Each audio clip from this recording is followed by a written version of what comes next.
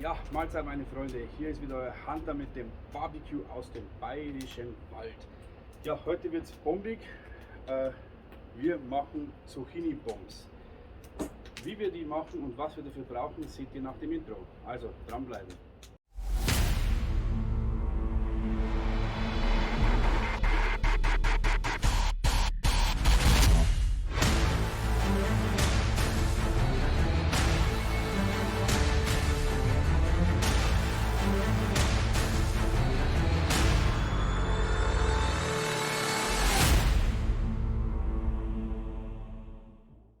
Ja, Zucchini-Bombs.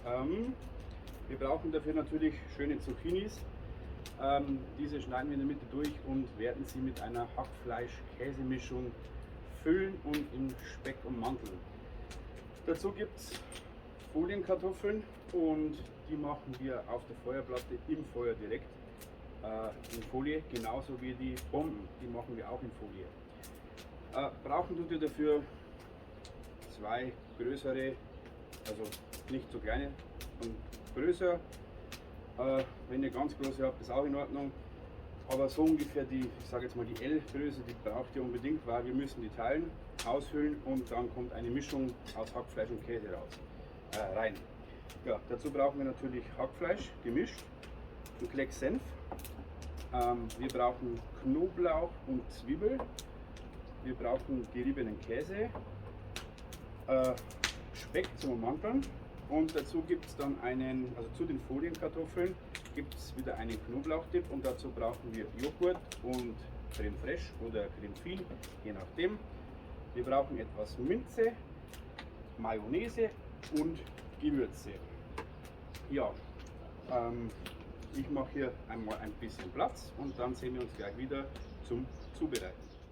Ja, so, also ich habe mal ein bisschen Platz gemacht und wir fangen gleich an mit unserer Hackfleischmischung. Da kommt noch eine halbe rote Zwiebel rein. Die habe ich schon vorgeschält, weil sonst dauert das alles so lange. Die schneidet ihr einfach in kleine, feine Würfel. Muss nicht immer perfekt sein, aber so klein wie möglich, da es ja im Hackfleisch und in die Zucchini rein soll. So, das gibt ihr da rein. Dazu gibt ihr Salz. Und wie immer gilt bei Hackfleisch reichlich Salz, weil es kann viel aufnehmen und verträgt auch viel. Und dazu auch ein bisschen frisch gemahlenen Pfeffer. Und dann gehe ich wieder her mit dem guten Gewürz von Kitchen. Das, was ich hier leider nicht nennen darf. Und da haben wir das Saudomaso. Ja, so eine Art, ja, Magic Dust würde ich jetzt nicht sagen, aber für Pulled Pork könnt ihr es nehmen, auch für Steak. Für alles eigentlich, was mit Schwein zu tun hat. Deswegen hier Saudomaso. Hier können wir wirklich gut was reingeben auch. Und der Geschmack, das riecht einfach schon fantastisch. Also nicht so wie man die Barbecue Rubs, die was man eigentlich schon kennt, sondern wirklich was richtig Geiles. Gut, dann vermischen wir das Ganze. Normalerweise nehme ich ja keinen Handschuh her, aber heute doch, weil Senf dabei ist und wird doch eine Kleckserei. Ja. Ich mische das Ganze jetzt mal durch und dann sehen wir uns wieder bei der Zucchini. Bis gleich. So, meine Zucchini soll ich hier bereitlegen. Was wir noch brauchen, einen Schäler. Ihr seht hier ein paar unschöne Flecken und die schälen wir einfach weg. Also nicht alles wegschälen, sondern wirklich nur die paar unschönen Sachen. Einfach weg damit und fertig. Mehr braucht es nicht dafür. Dann köpfen wir hier vorne nur ein Stück ab, weil den Stump möchte keiner dazu. Das hinten würde ich dran lassen, weil das ist eigentlich gar nicht schlimm. Und dann geht ihr her und schaut ihr, dass ihr wirklich einen sauberen Schnitt bekommt. Und mal schauen, wo liegt sie am schönsten. besten noch mal vorziehen, weil mit so einem dicken Sportkeil ist es nicht immer gut. So, zack, die haben wir durch. Und dann schaut ihr immer innen aufs Kerngehäuse, ob das vielleicht schimmlig ist. Sobald ihr irgendwo, weil es kann sein, dass mal ein Bakterium, ein Tier eingedrungen ist, sofort weg damit, neu kaufen, ganz wichtig. Ja, hier sehe ich jetzt nichts, fehlt auch nichts. Und dann können wir hergehen und können wir das Kerngehäuse mit einem kleinen Teelöffel einfach rauskratzen. Ihr müsst das schön ausfüllen, dass man ja gut Füllung reinbekommt. So, hier hinten müsst ihr ein bisschen reinstechen.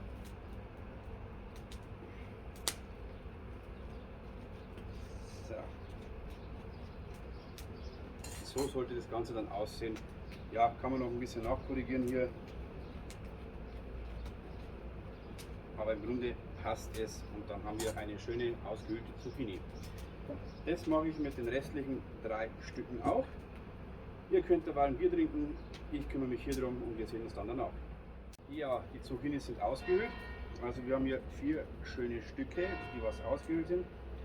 Die paar Kerne, die machen gar nichts. Also einfach drin lassen, wenn es nicht ganz sauber geht. Fertig. Dann geht der Herr einfach mal von oben ein bisschen nochmal mit Salz beträufeln. Und dann, ich könnte jetzt eigentlich den Käse mit ins Hackfleisch reinmachen, aber ich gebe hier unten einfach am Boden ein bisschen was rein.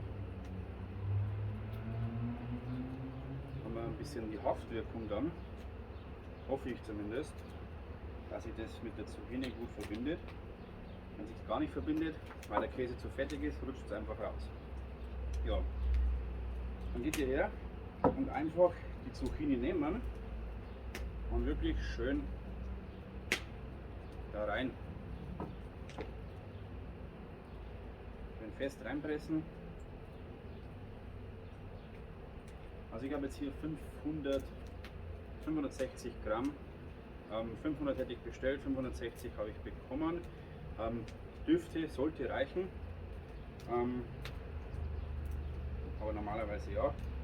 Das ist das hier. Okay. Drückt ihr auch die andere Seite mit rein. Da könnt ihr dann ein bisschen weniger, wenn es in der anderen zu viel geworden ist, reindrücken. Aber im Grunde immer rein damit. Fleisch, Gemüse, vor allem mit Zucchini passt das gut. So, jetzt haben wir hier 2 schöne Stücke und die drückt ihr einfach richtig schön zusammen mal. Ganz ruhig das Fleisch hier ein bisschen rausdrücken, dann legt ihr sie her, nochmal schön nach und dann muss die mit Speck eingewickelt werden. Ich mache die zweite Zucchini fertig, richte schon mal das Speckbrett her und dann sehen wir uns wieder. Bis gleich. Ja, eine habe ich schon gemacht, eine Bombe, und die zweite habe ich vorbereitet. Und da müsst ihr nichts weiter tun, einfach drauflegen und zack, schön wie ein Ballkleid die Zucchini einwickeln. Der Speck für die Zucchini dient hier eigentlich als ganz normale Geschmacksträgerhülle, weil sonst auch auf dem direkten Geisterschloss ist wieder eröffnet. Einfach so auf der direkten Hitze wird sie einfach dann schwarz und durch das Fett vom Speck schützt es ein bisschen. So, eine Scheibe hier noch übrig.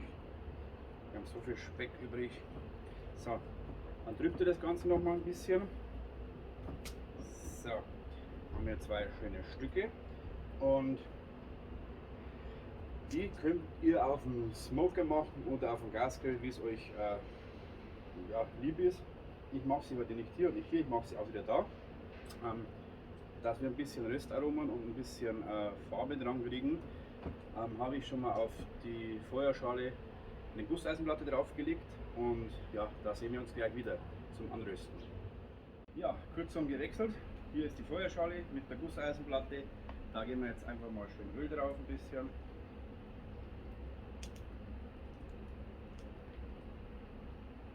Lassen wir das ein bisschen verteilen auf der Platte. Genau so. Und dann legt ihr einfach schön, ohne euch zu verbrennen, die Bomben drauf. So.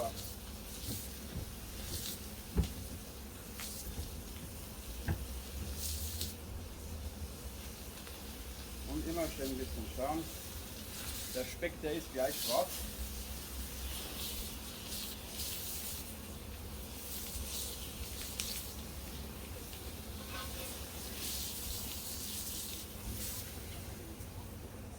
So. Kommen wir noch einen Handschuh.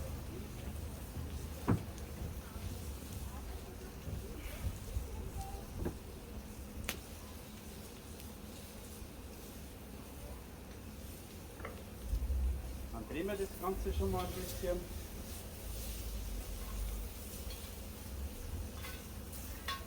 Und wenn euch der Speck runterfällt, ganz egal. Ja, ich brate das Ganze hier fertig und wenn wir fertig sind, sehen wir uns am Tisch drüben wieder zum Einwickeln.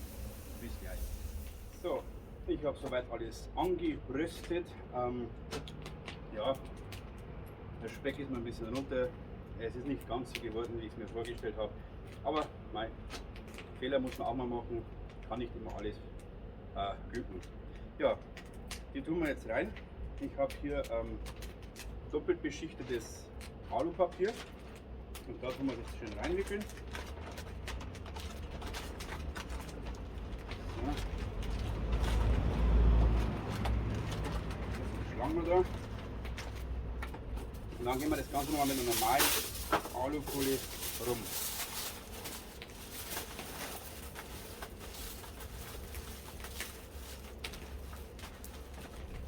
So. Genauso mit der.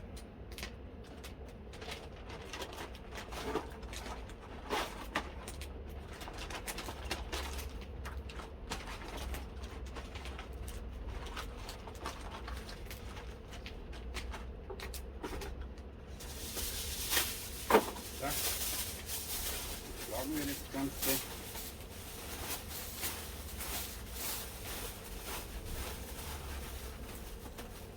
So. Ja, dann haben wir das vorbereitet, unsere Kartoffeln vorbereitet und das geben wir jetzt in die Feuerschale rein.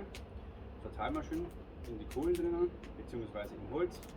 Ja, und dann sehen wir uns wieder, wenn wir unseren Dip machen. Bis gleich. Ja, unsere Zucchini-Bomben und die Kartoffeln liegen in der Feuerschale auf Glut und ja, wir kümmern uns jetzt um unseren Dip. Wir brauchen dafür ordentlich Knoblauch, schöne frische Minze, Mayo, einen Becher Joghurt und Creme Fraiche, Creme Fine, Schmand, egal was. Da könnt ihr nehmen, was ihr wollt. Ja, als allererstes würde ich sagen, packen wir uns ein bisschen was vom Knoblauch runter.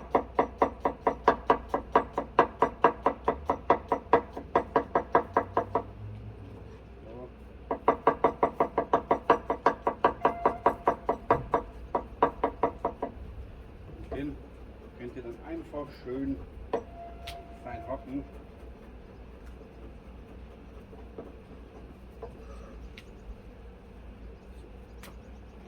Zack, rein damit.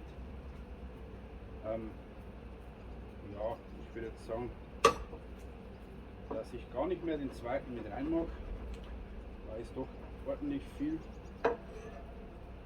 was da drin ist und das würde ich sagen, das reicht auch. Dann hacken wir unsere Minze klein. Jetzt klebt natürlich, wir hätten die Minze zuerst schneiden müssen, weil durch den Knoblauch klebt natürlich jetzt die Minze schön dran. Die dürft ihr ruhig richtig fein hacken, weil wer schon öfter mit Minze gekocht hat, der weiß, ein großes Minzblatt, ja, muss ich jetzt nicht unbedingt haben. Das ist zu spermient dann. So, rein. Dann würde ich jetzt sagen 1, 2, 3, 4, 5, 6, 7 Teelöffel Mayonnaise. Ich empfehle da immer gerne die Hellmann's, unbezahlte Werbung, aber Hellmann's, die ist einfach intensiv im Geschmack, die hat richtig den Mayo-Genuss. Die Pepper Joe's, die ist auch gut, aber ich bin da lieber auf der Hellmann's hängen geblieben und die nehme ich eigentlich immer gerne her. Momentan kriege ich sie nicht. Generell an Lebensmitteln ist es momentan irgendwo schwierig. Warum, weiß der Geier. Okay, die lassen wir mal weg. Ja, weiß ich nicht warum, aber die ist nicht mehr gut. Dann müsst ihr mich jetzt kurz entschuldigen, dann muss ich schnell mal darüber und was Neues holen, aber die nehmen wir nicht. Die ist zwar haltbar bis 25.08. Zu lang draußen war sie jetzt auch nicht, die 10 Minuten hier. Keine Ahnung. Die nehmen wir nicht her, wir sehen uns gleich wieder. Bis gleich. Ja, jetzt war ich schnell im Edeka, habe mir schnell mal Creme Fraiche geholt. Ein Vorteil, wenn man genau daneben wohnt. Der Nachteil, man hört es immer wieder, ist doch sehr laut. Ja, dann geben wir das hier mit rein.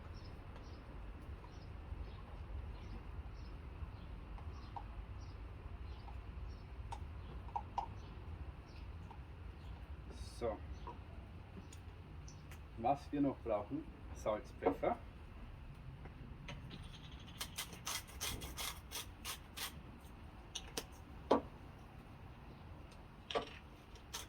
Ja, in der Feuerschale schaut es auch recht gut aus. Ich denke, da können wir bald schon speisen. Vorher aber noch geben wir einen Schuss von unserem Dönergewürz mit rein. Für die richtige Schärfe. Und dann rühren wir das Ganze schön um. So. Immer schauen, dass man den Schmand gut unterhebt. Mit dem Joghurt schön vermischt.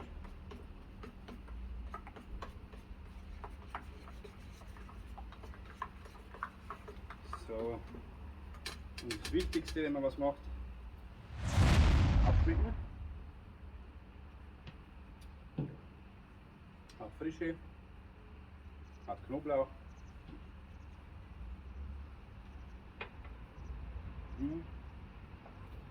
An der Schärfe würde ich noch arbeiten. Da fehlt es noch.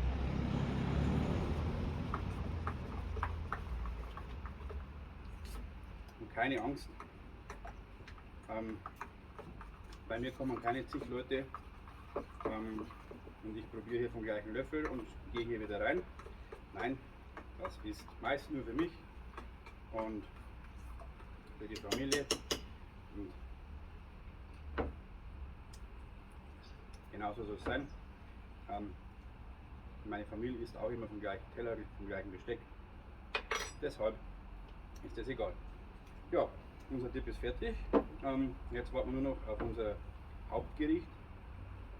Ich denke, so eine Viertelstunde werden wir noch brauchen. Und ja, bis dahin werde ich mir noch ein Bierchen aufzapfen. Und ja, dann sehen wir uns in einer Viertelstunde wieder zum Anrichten. Bis gleich. Ja, die Bomben sind fertig, die heißen Kartoffeln auch. Und ja, würde ich sagen, schauen wir mal. Wir schauen als allererstes mal nach der Kartoffel. Machen wir so ein. Ja, aber ich denke, die sind gut.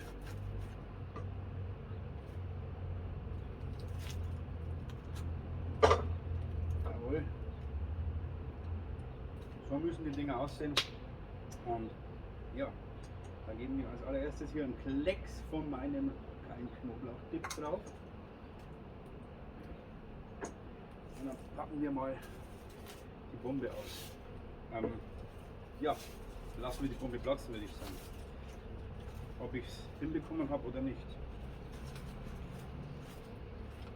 Ich bezweifle es ja irgendwie, dass das eine gute Geschichte ist, aber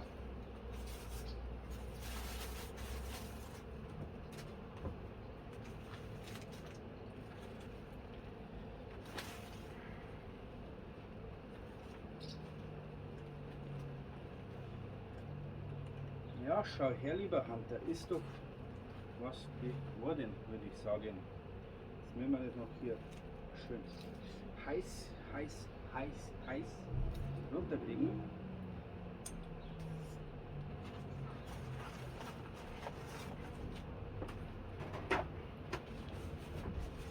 Also ich würde sagen, sieht lecker aus. Gut, mit dem Speck ist nicht gelungen, aber mein Gott, what happened? Noch niemand, kein Meister vom Himmel gefallen. Ich werde es auch nicht sein. Ja, ich würde sagen, das passt. Und das Ganze, das ist mega heiß.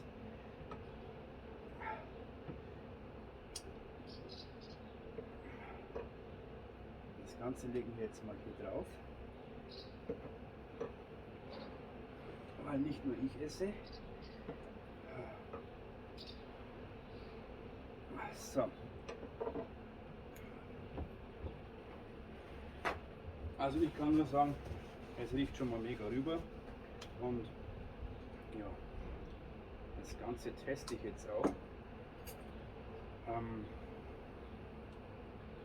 Also ich würde sagen, ich würde behaupten, die Zucchini ist verkocht, aber generell ist eine Zucchini eigentlich ja, weich.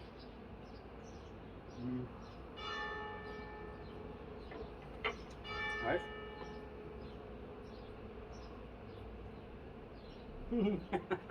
Ja, ich suche verzweifelt nach Fleisch, finde aber keins.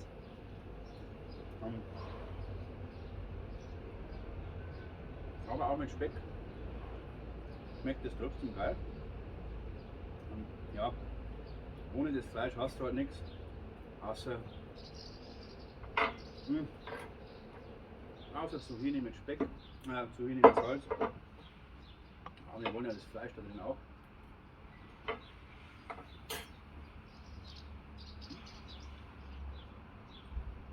Ja,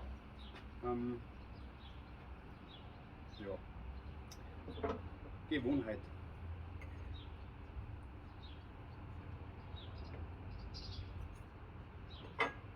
Und Speck noch dazu.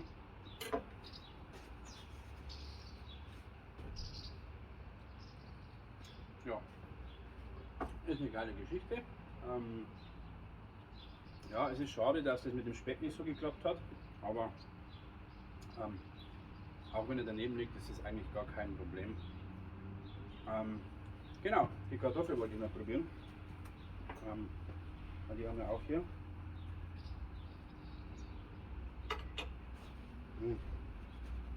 Ich finde fast die Kartoffel besser. Ich bin jetzt kein Vegetarier oder sonst irgendwas, aber es ist einfach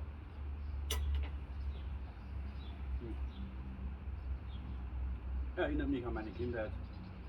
Habe ich euch schon mal erzählt. Diese Lagerfeuergeschichte. Oh, der Knoblauch-Dip hat jetzt richtig durchgezogen, jetzt hat er auch die gewisse Schärfe.